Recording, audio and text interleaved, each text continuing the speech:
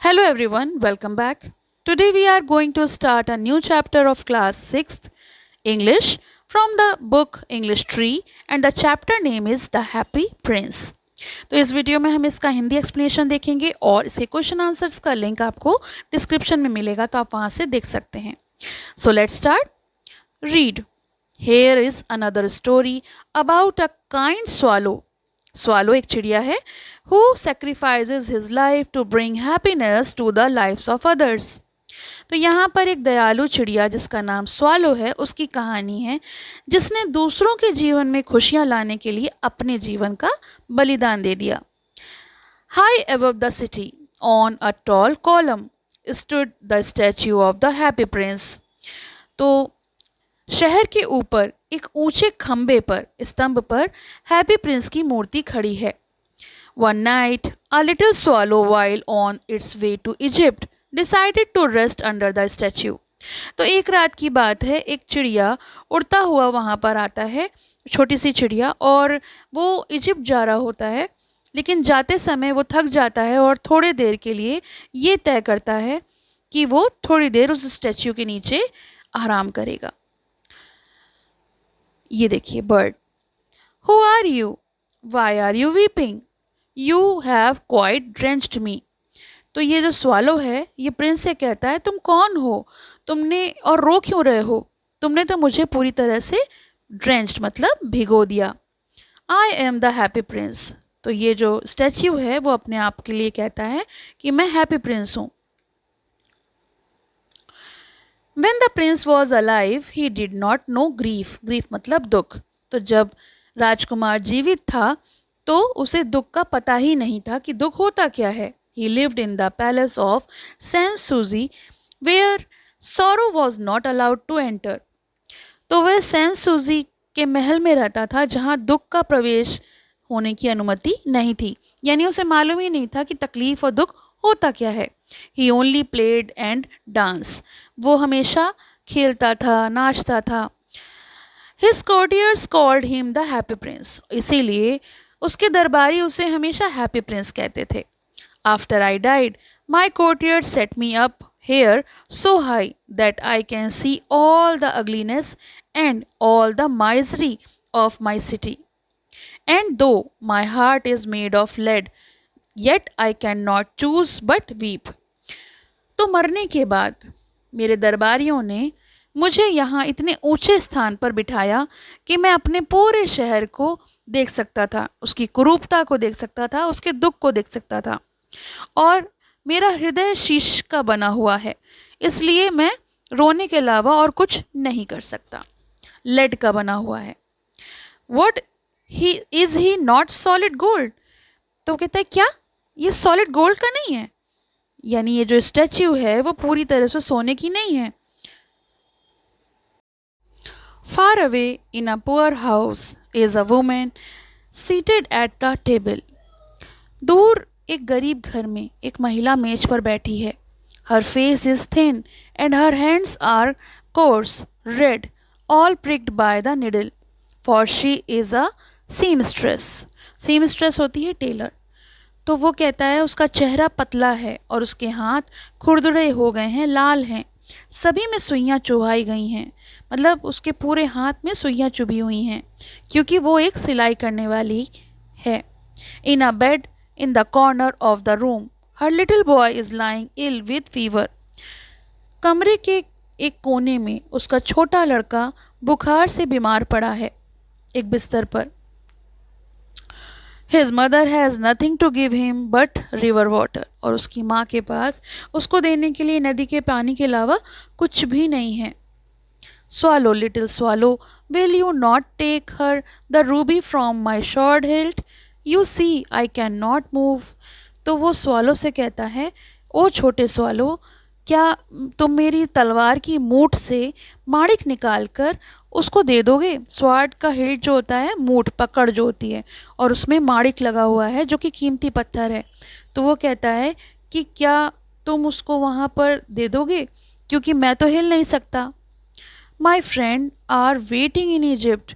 तो स्वालो कहता है कि मेरे दोस्त जो हैं वो इजिप्ट में मेरा इंतज़ार कर रहे हैं. Swallow, little swallow, will you not stay with me for one night and be my messenger? तो वो कहता है कि छोटे स्वालो चिड़िया से कहता है कि क्या तुम एक रात के लिए मेरे साथ नहीं रहोगे और मेरे दूत बन जाओ, मैसेंजर?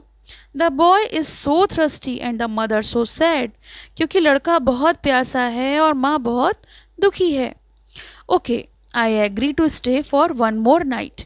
तो स्वालो कहता है अच्छा ठीक है, मैं एक रात के लिए और रुकने के लिए तैयार हूँ। और वो इस तरीके से माड़िक निकालता है और जाकर उड़कर वहाँ उसको ले जाता है। कहाँ ले जाता है? उसकी माँ के पास। How cool I feel, I must be getting better. और फिर वो जो चिड़िया है वो उसको फील कराती है और वो कहता है मैं कितना अच्छा महसूस कर रहा हूँ, मैं बेहतर हो रहा हूँ। It is curious but I feel quite warm now although it is so cold. ये कितना अजीब बात है ना, मुझे काफ़ी गर्मी महसूस हो रही है जबकि इतनी ठंड है। You feel so because you have done a good deed. तो हैप्पी प्रिंस कहता है तुम ऐसा इसलिए महसूस कर रहे हो क्योंकि तुमने एक अच्छा काम किया है। द नेक्स्ट नाइट, अगली रात। Now I can fly back to Egypt. तो स्वालो हैप्पी प्रिंस से कहता है कि अब मैं इजिप्ट वापस जाने के लिए उड़ सकता हूँ। Please stay for one more night. तो हैप्पी प्रिंस इस बात पे कहते हैं कृपा करके एक रात और रुक जाओ। Far away across the city I see a young man in a garret trying to finish a play but he is too cold to write any more. शहर के उस पार मैं एक युवक को गैरेट में एक नाटक पूरा करने की कोशिश करते हुए देख पा रहा हूँ, लेकिन वो और लिखने के काबिल नहीं है। उसे ठंड लग रही है क्योंकि वहाँ पर गर्माहट नहीं है और वो there is no fire and hunger has made him faint, क्योंकि वहाँ पे आग नहीं है और उसको खाने के लिए कुछ नहीं है, तो वो भूख के कारण फेंट यानी बेहोश हो रहा है। This one,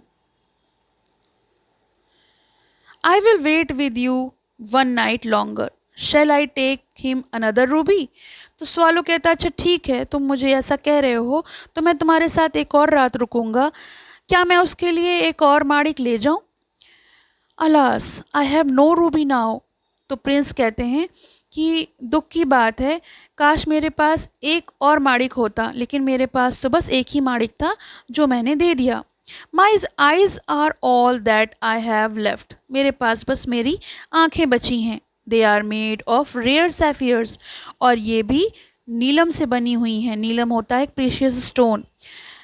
plug out one of them and take it to him. मेरी आंखों में से एक निकाल लो और जाकर उसे दे दो। He will sell it to the jeweller. वो किसी जौहरी को उसे बेच देगा। And buy food and firewood and finish his play. और फिर वो अपने लिए भोजन और जलाने के लिए लकड़ी खरीद लेगा और अपना नाटक पूरा कर पाएगा। इस तरीके से उसने उस आदमी की मदद करी। The third night, I must leave, the chill and snow will soon be here. अब स्वालो कहता है कि भाई देखो मुझे अब जाना होगा क्योंकि ठंड और बर्फ़ जल्द ही यहाँ आ जाएगी। इन द स्क्वायर, स्क्वायर होता है चौराहा, चौक पे it is a little match girl. तो इसकी बात हो रही है। मैच गर्ल यानी जो माचिस बेचने वाली लड़की थी। Her matches have fallen in the gutter and all are spoiled. तो हैप्पी प्रिंस कहते हैं कि उसकी सारी माचिस की जो तीलियां हैं, माचिस जो है वो नाली में गिरकर सब खराब हो गई हैं। Her father will beat her if she does not take home some money.